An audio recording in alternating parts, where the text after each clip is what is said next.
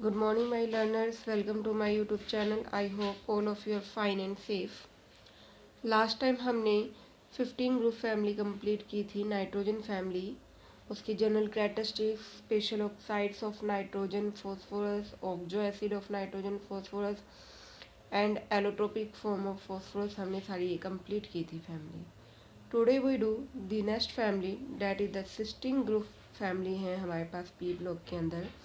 तो हमारी जो नेक्स्ट फैमिली आज जो हम करेंगे वो है हमारे पास क्या, सिस्टीन ग्रुप एलिमेंट्स फैमिली है हमारे पास. उसके आज हम जनरल कैरेक्टरिस्टिक्स करेंगे इस वीडियो के अंदर.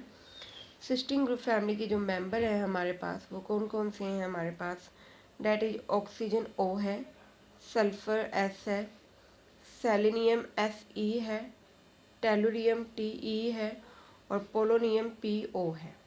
Okay, this is the sixteen group family members. Oxygen O है, सल्फर S है, सेलेनियम Fe है, टेलुरियम Te है और पोलोनियम PO है. ये सभी सिस्टीन ग्रुप फैमिली मेंबर हैं. इनको हम कौन सी फैमिली कहते हैं, ऑक्सीजन फैमिली कह देते हैं. On the basis of its first member element के बेस पे इसको हम कौन सी फैमिली कहते हैं, ऑक्सीजन फैमिली कहते हैं. और इसको हम कौन से क्या कह सकते हैं, कैल्कोजेंस भी कह देते हैं. इनको हम क्या कह देते हैं, कैल्कोजेंस भी कह देते हैं. कैल्कोजेंस का मीनिंग क्या होता है, और, क्योंकि इस फैमिली के जितने भी मेंबर्स हैं वो सब या तो और के फॉर्म में एग्जिस्ट करते हैं, लाइक ऑफ ऑक्साइड, सल्फाइड, इस टाइप के और के फॉर्म में क्या करते हैं, वो एग्जिस्ट करते हैं. इसलिए इनको हम क्या कहते हैं, कैल्कोजेंस फैमिली भी कह देते हैं. अंडरस्टूड, समझ आई बात सभी को. तो सिस्टीन ग्रुप फैमिली मेंबर्स को हम क्या कहते हैं, कैल्कोजेंस फैमिली मेंबर भी कहते हैं, on the basis of their और फॉर्मिंग के बेसिस पे. क्योंकि जनरली किस फॉर्म में एडजस्ट करते हैं, ऑक्साइड या फिर सल्फाइड की फॉर्म में क्या करते हैं, ये एडजस्ट करते हैं हमारे पास सिस्टीन ग्रुप फैमिली के मेंबर. और ये इसके क्या हैं, मेंबर्स हैं. देन हम इनकी जनरल कैरेक्टरिस्टिक्स करते हैं, जिसमें सबसे पहले हमारे पास क्या है, इलेक्ट्रॉनिक कन्फिग्रेशन है. ये सी इलेक्ट्रॉनिक कन्फिग्रेशन, इनकी जनरल इलेक्ट्रॉनिक कन्फिग्रेशन क्या होगी, NS2NP4 है. क्या है, NS2NP4 मीन्स क्या है, इनके पी के शेल में कितने इलेक्ट्रॉन आएंगे, 4 इलेक्ट्रॉन्स आएंगे. तो इन सभी मेंबर्स की जो टोटल इलेक्ट्रॉनिक कन्फिग्रेशन है वो क्या रहेगी, NS2NP4. पी के अंदर कितने इलेक्ट्रॉन्स आ जाएंगे हमारे पास, 4 इलेक्ट्रॉन्स की फिलिंग होगी यहाँ पे. ओके, नेक्स्ट है हमारे पास क्या, सेकेंड है हमारे पास क्या, एटॉमिक एंड आयनिक रेडियाई. इनकी एटॉमिक एंड आयनिक रेडियाई क्या होगी, 15 ग्रुप फैमिली मेंबर से क्या होगी, स्मॉल होगी, क्योंकि साइज क्या हो चुका है, स्मॉल हो चुका है. समझ आई बात सभी को. तो इनकी 15 के कंपैरेटिव अगर हम करें तो 16 की क्या होती है, radii small, due to the small size की वजह से, due to small size. Understood. Down the group जाओगे तो वही रेडियाई क्या हो जाएगी, इंक्रीज, क्योंकि साइज क्या हो रहा है, इंक्रीज. ओके. देन सेकंड है, थर्ड है हमारे पास क्या, आयनाइजेशन एनर्जी. अब इनकी आयनाइजेशन एनर्जी क्या होनी चाहिए थी, हाई. 15 और 16 की कंपेरेटिव अगर हम करते हैं तो 16 की कैसी होनी चाहिए थी, हाई होनी चाहिए थी.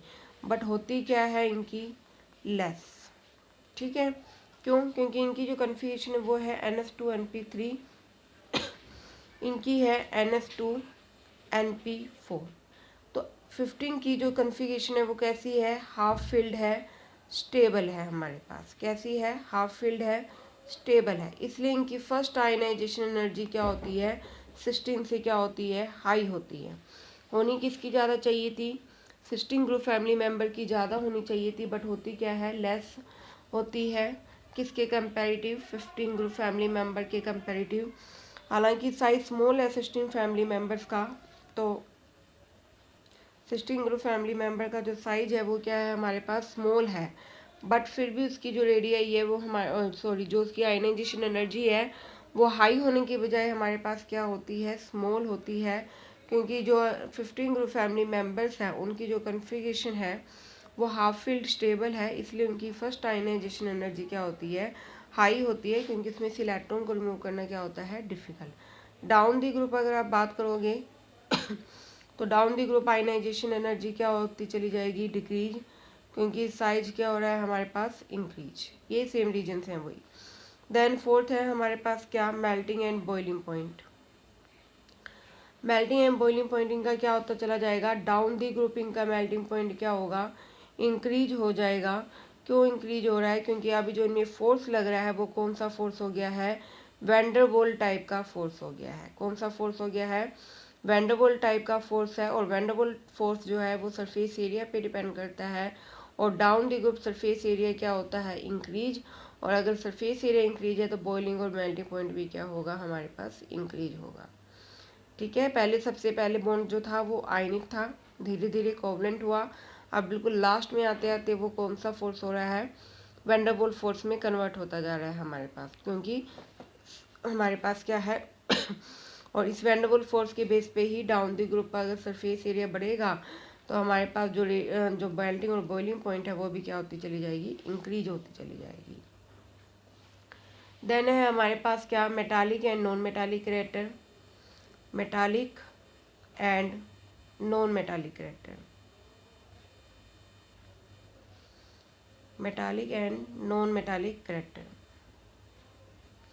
ठीक है, मेटालिक आपको पता ही है, लेफ्ट टू राइट आ चुके हैं तो जो बॉन्ड है, जो मेंबर्स हैं वो अब कम्प्लीटली किस में कन्वर्ट हो गए हैं, नॉन मेटल में, क्योंकि आयनाइजेशन एनर्जी इनकी क्या है, हाई है, साइज स्मॉल है, तो इनका मेटालिक रिएक्टर क्या होगा, लेस, और नॉन मेटालिक रिएक्टर क्या होगा, ज़्यादा। तो जो ऑक्सीजन है, सल्फर है, सेलेनियम और टेलुनियम, ये सारे के सारे कैसे हैं, नॉन मेटल हैं।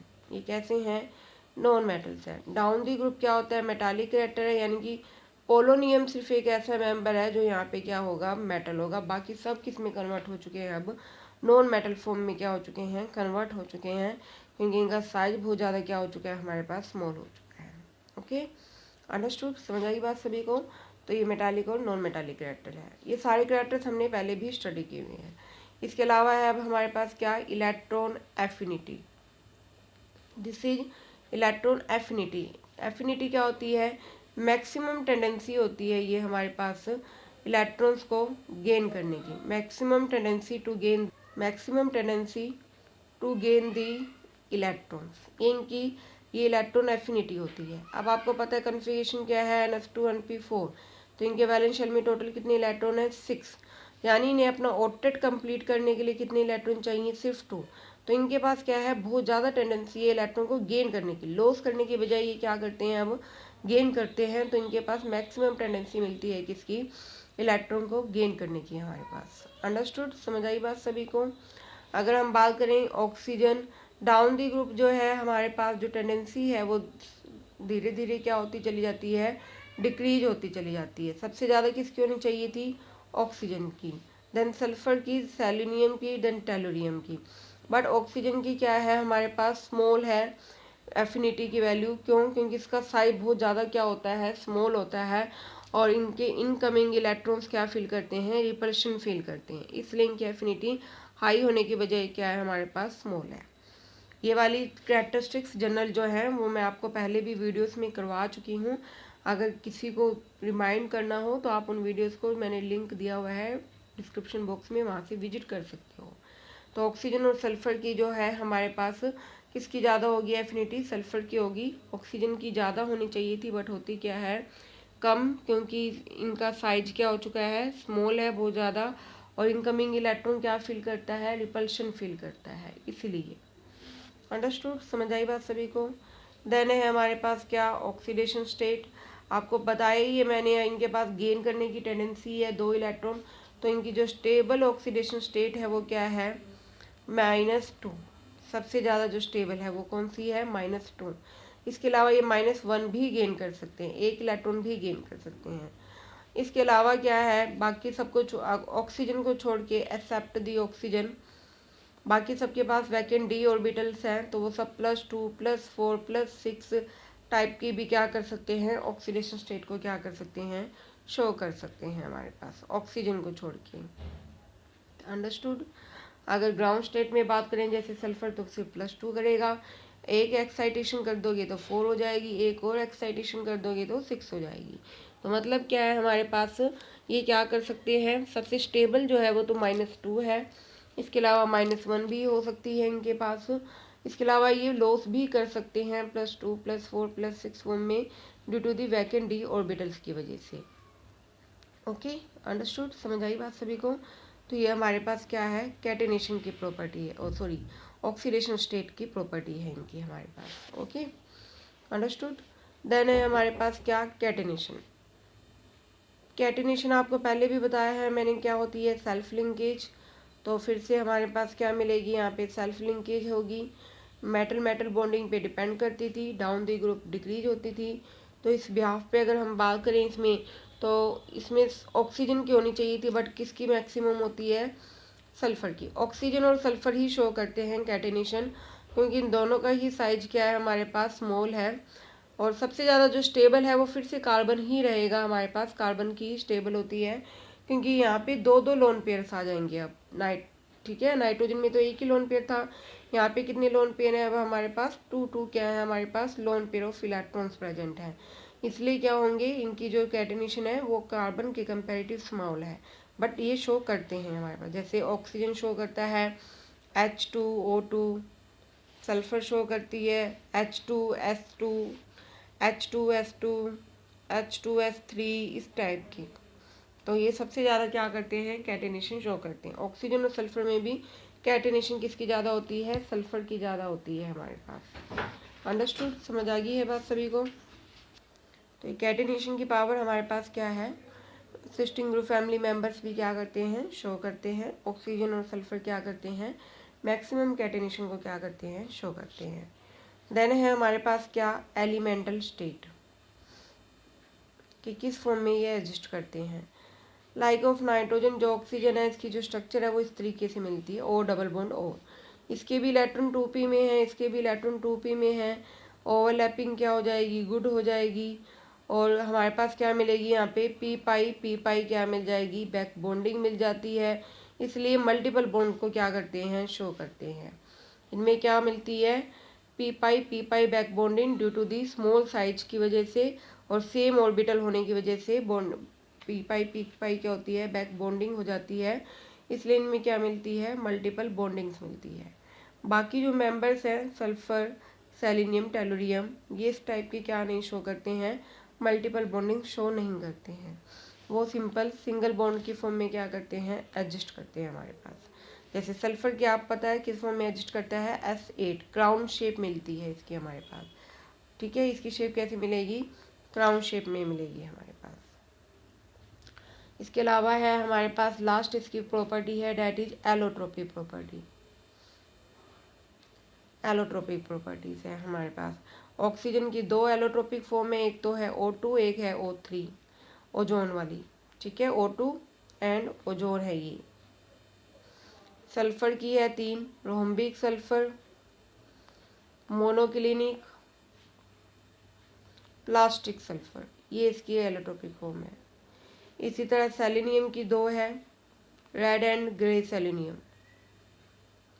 टेलुरियम और पोलोनियम की भी मिलती है हमारे पास। तो ये सब क्या करते हैं, एलोट्रोपिक फॉर्म को क्या करते हैं, शो करते हैं।